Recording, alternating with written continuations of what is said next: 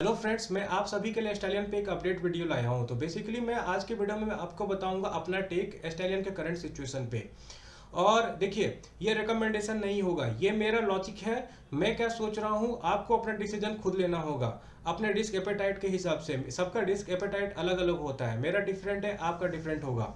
तो मैं सबसे पहले आपको समझा देता हूँ कि ये कंपनी करती क्या है। तो सिंपल भाषा में समझे तो इस कंपनी का काम है यूएस और चाइना जैसे कंट्री से ये R32 गैस मंगवाती है, रॉ मटेरियल, और उस गैस को ब्लेंड करके और आपको डिबल करके अपने क्लाइंट को बेचती है। ब्लेंडिंग का मतलब क्या हुआ, R32 गैस में कोई दूसरा गैस मिला के कोई थर्ड गैस बनाना और फिर उसे अपने क्लाइंट को बेचना। डिबल्किंग का मतलब क्या हुआ, देखिए ये जो कंपनी है ना, बहुत बड़े बड़े आईएसओ टैंक्स में अपने गैस को मंगाती है और उस गैस को वो छोटे छोटे कंटेनर में डालती है, सिलेंडर्स में, और उसे अपने क्लाइंट को बेचती है।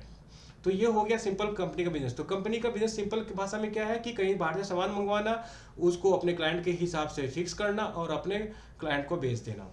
ये है करंट बिजनेस। और कंपनी ने आईपीओ क्यों लाया था? मोस्टली कंपनी ने लाया था दो प्लांट बनाने के लिए, एक खालापुर वाला और एक आपको ये प्लांट दिख रहा होगा रेफ्रिजरेंट वाला, जो कि मोहम्मदपुर में। खालापुर वाला प्योर सेमीकंडक्टर प्लांट होगा, यहाँ पे सेमीकंडक्टर के आसपास आपको के अलावा भी आपको रेफ्रिजरेंट गैस वगैरह भी ये बनाएंगे यहाँ पे, ठीक है।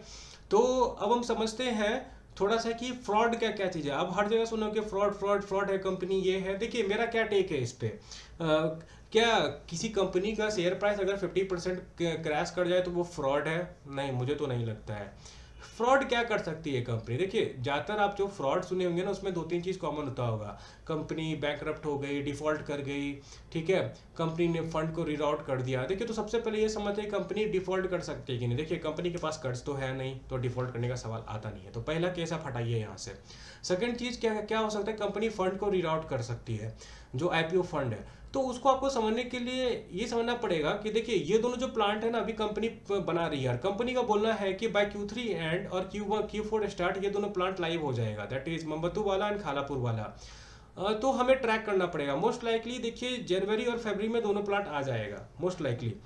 तो Q3 में मैनेजमेंट क्या अपडेट देती है हमें सुनना पड़ेगा अच्छे से। कहीं वो Q4 से Q1 FY27 तो नहीं चले जा रहा है, डिले तो नहीं होता जा रहा है बार बार। इफ डिले होगा बार बार तो वो एक रेड फ्लैग है, अभी रेड फ्लैग नहीं है, ये चीज़ समझिए। उसके बाद ये मेरा टेक है, मैं आपको पहले बता दे रहा हूँ, अपना डिसीजन आप खुद लेंगे। और उसके बाद आपको एक और चीज़ समझना पड़ेगा। देखिए बहुत जगह हवा है कि कंपनी अपना प्रोमोटर अपना शेयर बेच रही है, शेयर बेच रही है। अब दो चीज़ समझिए, कंपनी ने दो बार शेयर बेचा है। पहला बार जो कंपनी ने बेचा है वो बोल रही है कि हम इंटरेस्ट फ्री R32 प्लांट के डेवलपमेंट के लिए लगा रहे हैं। तो कंपनी के प्रोमोटर चाहते हैं कि वो प्लांट जल्दी से जल्दी आए, उसमें अपना पैसा इंटरेस्ट फ्री दे रहे हैं। इंटरेस्ट फ्री का मतलब ये नहीं होता है कि वो अपना पैसा नहीं लेंगे, बस इंटरेस्ट नहीं लेंगे, ठीक है, ताकि इंटरेस्ट कॉस्ट ना बढ़े। और उसके बाद आपको एक और चीज क्या समझना पड़ेगा कि सेकंड सेलिंग उन्होंने क्या किया था। देखिए सेकंड सेलिंग अगर आपको याद हो तो उन्होंने केमेक्स के प्रोमोटर्स के साथ किया था, ठीक है। वो आप देख सकते हो, गूगल सर्च करोगे तो आपको पता चल जाएगा, केमेक्स के प्रोमोटर हैं वो लोग। तो केमेक्स क्या करती है, केमेक्स आपको फायर एक्सटिंग्विशर वाला काम करती है। और आप देखिए यहाँ पे fire fighting and fire extinguishing वाला काम करती है। तो आप ये चीज़ समझिए, केमेक्स इनका क्लाइंट हो सकता है। और जहाँ तक मुझे याद है इनके मैनेजमेंट ने यही बोला था कि अगर हमें पैसे की जरूरत पड़े तो हमारे पास काफ़ी क्लाइंट है जो कि हमें पैसे दे सकते हैं, हमें डेप्थ के रॉड पे ना भी जाना पड़े। पर हम ये श्योर नहीं है कि ये जो सेकंड सेलिंग उन्होंने किया है केमेक्स के प्रोमोटर, क्या वो कंपनी पैसा जाएगा, ऐसा बोला तो नहीं है। तो हम एज्यूम कर रहे हैं कि ये पैसा प्रोमोटर के पास ही जा रहा है पॉकेट में। तो देखिए क्या ये बुरा बात है 1% सेल करके अपने पास पैसा लेना? मुझे नहीं लगता है। मे बी टाइमिंग इतना खराब हो गया ना कि शेयर ऑलरेडी बहुत भाग गया था, फिर क्रैश कर गया। गलती कंपनी की नहीं है, गलती उन लोगों की है जिन्होंने इस शेयर को उतने हाई वैल्यूज पे खरीदा है। आपको खरीदना ही नहीं चाहिए था हाई फ्लाइंग स्टॉक को। स्पेशली मैं आपको बता दूं, इस जोन में तो आपको नहीं खरीदना चाहिए था। ये आपकी गलती है अगर आप यहाँ पे खरीदो, इतने हाई प्राइस पे हाई वैल्यूएशन में नहीं खरीदना चाहिए था। चलिए वापस आते हैं, जो खरीद ही लिया तो आप करेंगे क्या। तो देखिए यहाँ पे क्या हुआ है, कंपनी ने केमेक्स इंटरनेशनल के प्रोमोटर्स को अराउंड आपको 16 करोड़ का बेचा है अपना, ठीक है, शेयर बेचा है। सॉरी 20 करोड़ के आसपास का। I am not remember the exact number, आप ढूंढ सकते हो। बस मेरा बोलने का क्या मतलब है, देखिए वो बहुत बड़ा अमाउंट रहता है, बड़ा अमाउंट ऐसे ही तो नहीं लगाएगा कोई कंपनी में, ये तो आप लॉजिक समझ ही रहे होंगे। लेकिन हमें देखना पड़ेगा कि प्रोमोटर फर्दर तो सेल नहीं कर रहे हैं। जब Q3 का शेयर होल्डिंग आएगा तो हमको देखना पड़ेगा। करंटली अगर इतना भी शेयर अगर बेच दिया है प्रोमोटर ने, फिर भी प्रोमोटर के पास 60% स्टेक बाकी है, जो कि काफ़ी है, मोर देन इनफ, ठीक है। और अब मैं आपको कुछ और बता देता हूँ। देखिए पहली बात तो आप ये समझ लीजिए करना क्या है। मेरे ख्याल से मैं अगर आपके जगह रहता क्या करता, मैं Q3 के रिजल्ट का वेट करता। Q3 के रिजल्ट के बाद मैं डिसीजन लेता। देखिए ऑलरेडी 50% क्रैश कर चुका है, तो बेचने का तो सेंस नहीं बनता है। कंपनी ऑलरेडी कितना 37 के पीई पे है, ठीक है। और कंपनी का अगर FY27 का पैट कैलकुलेट करो, अगर सब कुछ अच्छा है तो लगभग 10 का फॉरवर्ड पी बनेगा। डेट इज, देखिए क्या कंपनी के मैनेजमेंट का बोलना कि एवरीथिंग गोज वेल, हम 850 करोड़ का रेवेन्यू कर सकते हैं FY27 में। उस हिसाब से पैट 170 करोड़ का बनता है मिनिमम। और करंट पैट कितना है,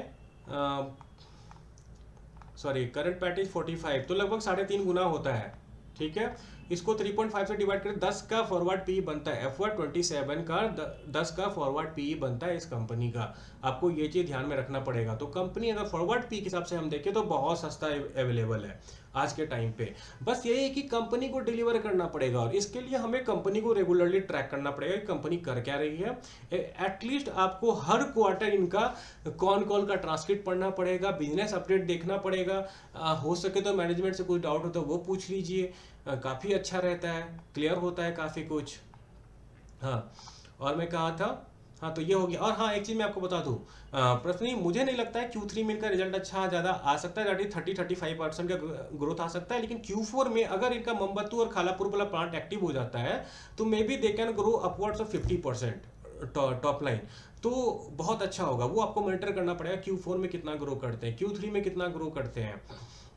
और हाँ एक चीज़ और आपको दिखा देता हूँ। अगर आप चार्ट देखेंगे तो यहाँ पे पाएंगे कि ऑलरेडी 50% ऊपर से क्रैश कर चुकी है कंपनी, तो इस प्राइस पे बेच के फ़ायदा नहीं है। और देखिए यहाँ पे ना एक कंसोलिडेशन वाला सपोर्ट आ रहा है अराउंड, आप देखोगे यहाँ से यहाँ तक किस प्राइस है, जो 180 से 200 के बीच में यहाँ पे सपोर्ट है कंपनी को। तो देखिए सपोर्ट लेती है कि नहीं। मोस्ट लाइकली ऐसा हो सकता है कि यहाँ कहीं से सपोर्ट ले लीजिए और फिर उसके बाद आपको कुछ दिन तक ऐसे ही रहे, फिर Q3 Q4 का रिजल्ट आए, उसको कुछ अच्छा अपडेट आए तो हो सकता है फिर वो रिवर्सल मार दे वहाँ से।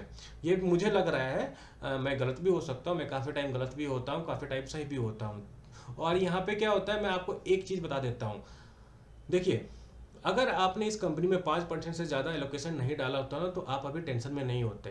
तो बेसिकली एक रूल फॉलो कीजिए कि किसी भी कंपनी में 5% से ज़्यादा शेयर मतलब अपना एलोकेशन नहीं डालना है। अगर आपको कंपनी का इन आउट बहुत अच्छे से पता है, मैनेजमेंट पे बहुत अंधा विश्वास है आपको, तब आप 10% डाल सकते हैं। उससे ज़्यादा मैं आपको कभी रिकमेंड नहीं करूँगा।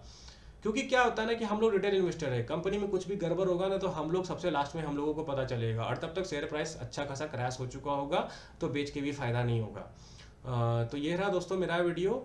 और अगर आप ऐसा ही और अपडेट चाहते हैं तो प्लीज़ लाइक कर लीजिए, शेयर कीजिए, सब्सक्राइब कीजिए। और मैं और भी काफ़ी सारे कंपनी पे वीडियो बना, जैसे मैंने इजमो पे बनाया था, डेल्टा वाटर पे बनाया था, मैं आपको नेटवे पे बनाने वाला हूँ जल्द ही, अपोलो माइक्रो सिस्टम पे बनाने वाला हूँ। तो आप मेरे चैनल को सब्सक्राइब कर लीजिएगा, अपने फ्रेंड्स के साथ शेयर कर दीजिएगा। And thanks for watching.